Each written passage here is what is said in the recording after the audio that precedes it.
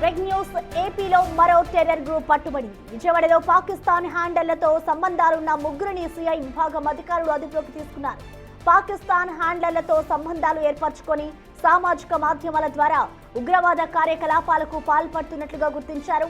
Mohammed Rahmatullah Sharif, Mirza Sohail Baig, Mohammed డానిషర్ను counter intelligence విభాగం అధికారులు task force పోలీసులు అదుపులోకి తీసుకున్నారు. ఇన్స్టాగ్రామ్, టెలిగ్రామ్తో సహా వివిధ సామాజిక మాధ్యమాల ద్వారా యువతను ఉగ్రవాద భావాజాలం వైపు ఆకర్షిస్తున్నట్లుగా గుర్తించారు. ఉగ్రవాద నియామకాలు, జిహాదీ కార్యకలాపాల కోసం వీరికి పాకిస్తాన్ హ్యాండళ్లు నిధులు సమకూరుస్తున్నట్లుగా గుర్తించారు. మన దేశంలోని వివిధ ప్రాంతాలకు చెందిన యువకులతో గ్రూపులు ఏర్పాటు చేసి వారిని జిహాద్ కోసం సన్నద్ధమవ్వాలంటూ పురిగొల్పుతున్నట్లుగా సిఐ సెల్ తెలిపింది.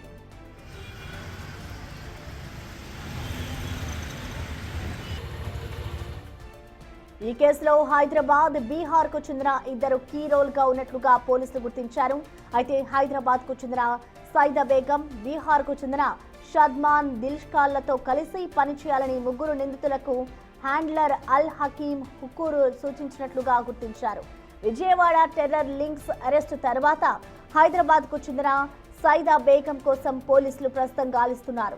సైదా బేగం కు టచ్ లో ఉన్న ముగ్గురు యువకులు ఎక్కడెక్కడ ఉగ్ర కార్యకలాపాలు విస్తరించాలని చూశారు అనే కోణంలో ప్రస్తుతం దర్యాప్తు చేస్తున్నారు.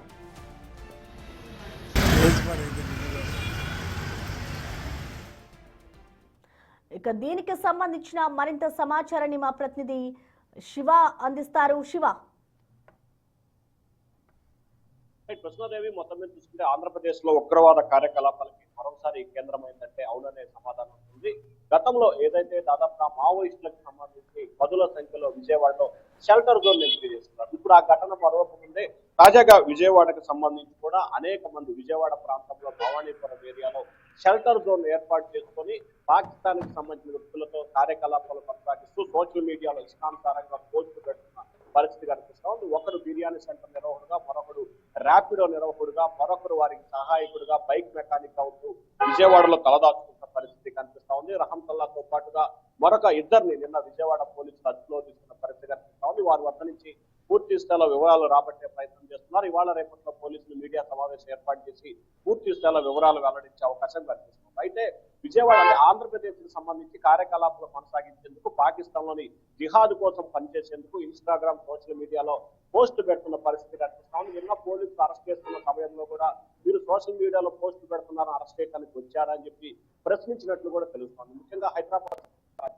అలాగే బీహార్ సంబంధించిన మరొక వ్యక్తితో వీరు ముగ్గురు కూడా కార్యకలాపాలు కొనసాగించినట్టు తెలుస్తా ఉంది. ఈ ముగ్గురుతో రెగ్యులర్ గా ఆ ఇద్దరు టెలిఫోన్ లో సంభాషణ చేస్తున్నట్టు కూడా పోలీసులు ఐడెంటిఫికేషన్ చేశారు. దీనికి సంబంధించి ప్రభుత్వం ఇప్పటికే ప్రత్యేక సిట్ కూడా ఏర్పాటు చేసింది. ఎందుకంటే ఇంటెలిజెన్స్, కౌంటర్ ఇంటెలిజెన్స్ కలిసి దీనికి సంబంధించి సంయుక్తంగా కార్యకలాపాలను నిరోధించే ప్రయత్నం చేస్తుంది. ప్రస్తుతం హైదరాబాద్ లో ఉన్న సైదా బేగం కోసం కూడా పోలీసులు ముమ్మరంగా గాలింపు చర్యలు చేపడుతున్నారు. అయితే వారిద్దరు కనుక బీహార్, హైదరాబాద్ సంబంధించిన ఇద్దరు వ్యక్తులు కనుక దొరికినట్లయితే అసలు ఆంధ్రప్రదేశ్ లో ఎటువంటి ప్రణాళికలు రచించారు, ఎటువంటి సంఘ విద్రోహ శక్తుల కార్యకలాపాలకు పాల్పడబోతున్నారు అనే దానికి సంబంధించి పూర్తి స్థాయిలో వివరాలు వచ్చే అవకాశం కనిపిస్తా ఉంది.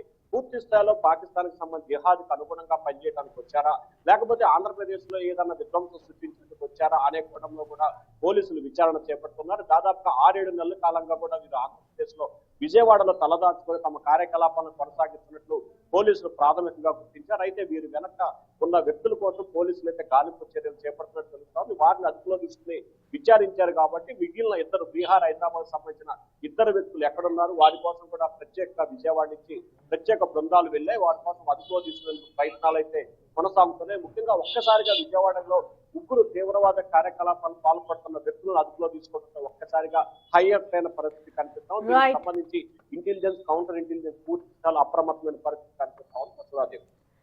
Thank you Shiva.